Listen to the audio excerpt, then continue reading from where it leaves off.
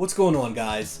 You know, one of the hardest things about being a Sega fan is not having access to that awesome back catalog of arcade games that Sega has. Sega has omitted many of its best games on its own systems, and there's no way to play them on the modern systems, which is a huge disappointment because there's so many games out there, man, that I think would work today and people would gravitate towards, but still there's just no way to play a lot of this stuff. In this episode, I want to talk about one of my favorite arcade games from Sega, and that's Outrunners. Now, I discovered Outrunners the year that it came out. It was that summer. I had gone on a camping trip, and on this camping trip, after we were done swimming and setting up the tents and everything, we went over to the recreation center that this place had, and I heard Outrunners, as was so much the case back in those days. I heard the machine before I actually saw it. Now I'm walking up to this place and I'm hearing this blaring game coming out of the doors, man, where it's like this announcer is announcing something and this familiar music is playing in the background, and I go into this place and boom! There is Outrunners, man. 2 players, huge dual twin cabinet, 2 screens going, and everything changed right there, man, because I had been a big Outrun fan up until that point. I had enjoyed Outrun in the arcade, but what Sega managed to put out here due to the power of the System 32 was nothing short of breathtaking that year. So basically what we're going to do, guys, is we're going to take a trip down memory lane. We're going to go over the graphics, sound, gameplay, presentation of this incredible racing game. And I'm just going to let you know what I think. Right now, this game needs to be remade. It needs to be ported. It needs to be in Sega Ages. This game needs to be somewhere so that people can access it and buy it and play it on a modern video game system easily. I mean, the fact that you still can't play an accurate version of this to the arcade boggles my mind. But anyway, guys, we're taking a look at Outrunners. Let's get started.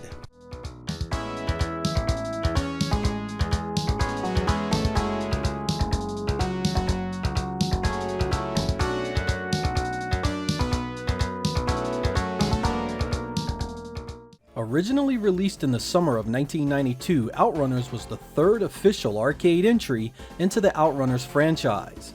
While Sega AM2 had done the initial 2 games, it would be Sega AM1 at the helm of this one, developed on the then insanely powerful System Multi 32. The arcade cabinet had been primarily a dual sit-down model, as was customary for System Multi 32 releases. I have also seen a standalone Outrunners machine, but I am not sure whether these are retrofits or original Sega hardware. Outrunners has a number of differences you'll notice right away from the original game. First is the choice of vehicles. Everything from dune buggies, pink Cadillacs, and Ferrari lookalikes, each with their own attributes of speed, acceleration, and power. There's also distinct drivers for each of these vehicles, which affects how the game ends for you should you beat it. There's also a DJ that narrates the game, and you have a choice of music that you can change on the fly anytime during the race. Your final option is of course automatic or manual transmissions, with gear shifting depending on the car you choose, ranging from the simple 2-speed to the more labor-intensive 6-speed. The start of the race is a big celebration of balloons, crowds, and roller coasters, sending you on your way in style. One of the first things you'll notice is just how smooth Outrunners is.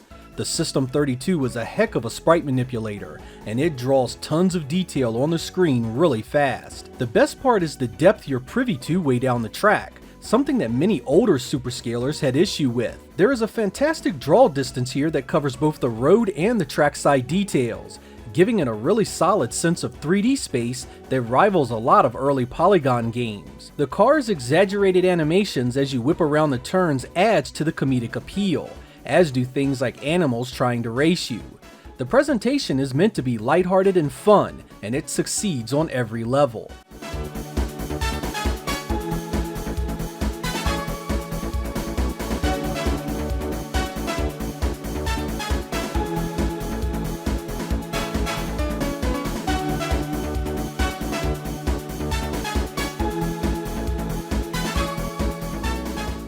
Choosing your music in Outrun was always an important part of the experience, but Outrunners gives you an unprecedented amount of control over the option. Not only can you run with remixes of the popular Outrun tracks from past games, but there is a bunch of new stuff here as well. If you don't like what you are listening to, simply reach over to the control panel and switch it to the next song. This selection of race music is really good, and even offers a bit of variety. There's your easy listening stuff, and your much harder, faster options if you so choose.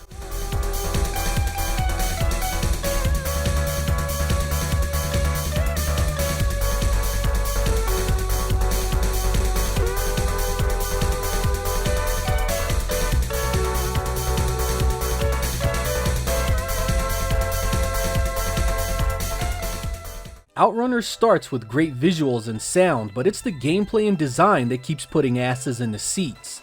Expanding on Outrun's route system, here you get a bunch more areas that span across the globe. You begin with the same two choices, an east and a west option, that then launches you into many more routes you can choose from. The variety here is impressive, allowing you to race across San Francisco, Japan, Egypt, Kenya, Australia, and many more. There are 10 distinct goals you can reach, with multiple paths to get to each one of them. Each region has its own recognizable landmarks and inhabitants, many of which you can interact with. Stampeding elephants, horse-drawn carriages, and even freaking reindeer get in the way, often far more menacing than the other cars on the tracks.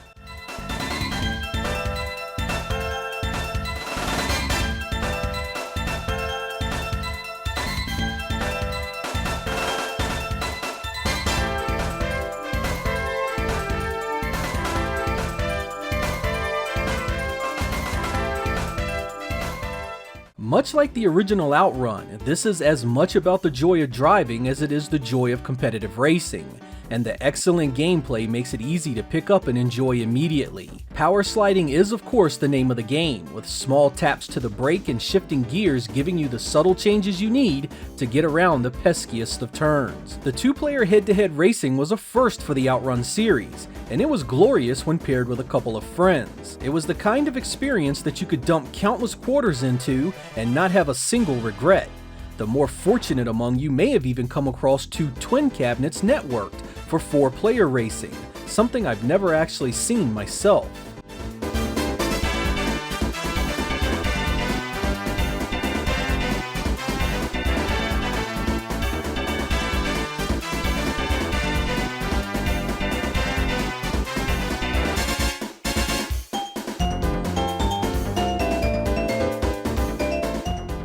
As good as this game was, you'd think that there would be ports for nearly everything under the sun. And you'd be wrong, because Sega themselves never ported it to anything outside the arcade.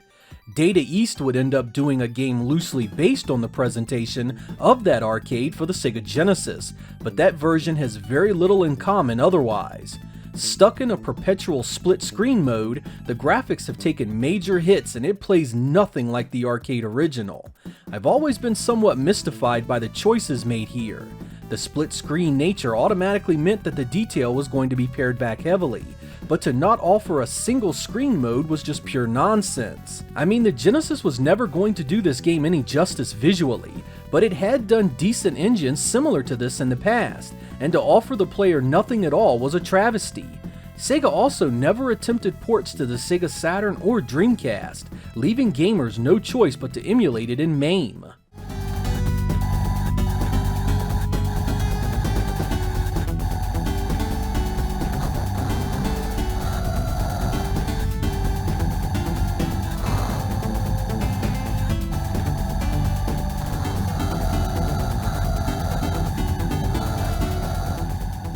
Sega was an absolute juggernaut in the arcade in the 80s and 90s.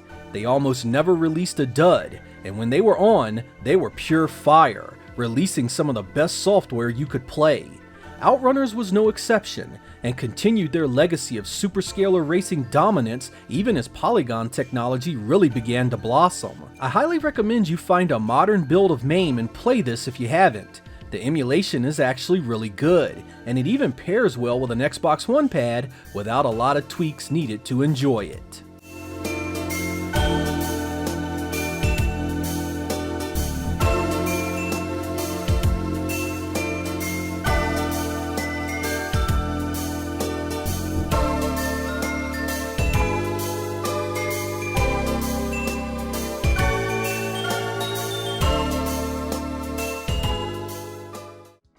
Alright guys, there's my look at Outrunners from the arcade. Now I'm really curious as to what you think. Would you buy this if it was available on a modern system? How much would you pay for it? I mean, personally I feel that this game is so strong, the strength of its content is so up there, that people would gravitate towards it. People would really like to have access to it. Now, I think Sega has sort of gotten into the mindset that something like Sega Ages needs to be easy and risk-free in order to charge that $8 that they're charging for those games. Now what I basically mean by that is that Sega is probably going to look at a project like say Outrunners or the Revenge of Death Adder or Daytona 2, and they're going to think to themselves, this is not really worth the risk to just be charging people $8 for. And I think Sega, you need to get the hell out of that mindset, because your games are of such a pedigree, of such a quality, and these games are so wanted by your community that you can charge a little more for these games and offset that risk versus reward. I mean, not every game in Sega Ages needs to be $8 freaking. If I have to pay $20 to get Outrun, if I have to pay $20 to get Daytona 2, man, I'm there, and so are so many of your other customers.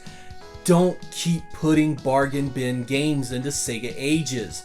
We are willing to pay more to get access to the stuff we want. It really is that simple, guys. I'm Sega Lord X. Thank you guys for watching, and I will catch you next time.